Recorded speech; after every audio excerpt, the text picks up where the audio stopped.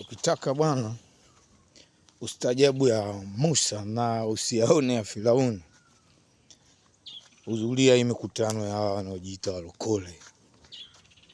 Hudhuria hii mikutano ya hawa wanaojiita walokole, mikutano ya injili ya hawa wanaojiita walokole bwana. Kwenye mikutano hii ukienda bwana, kwenye mikutano hii utakuta kuna biashara waga zinaendelea, zinafanyika pale.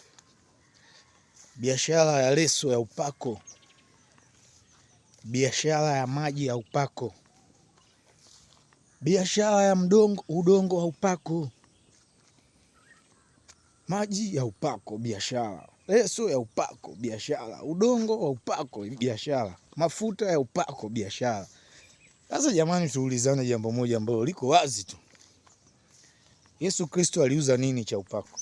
Akaweka bei 5,000 leso ya upako, 1,500 maji ya upako, 2,000 mafuta ya upako, kumuona kaposto mchungaji 20,000.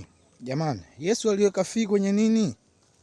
Kama aliponya kipofu kwa tope la mate yake, ilikuwa ni bure.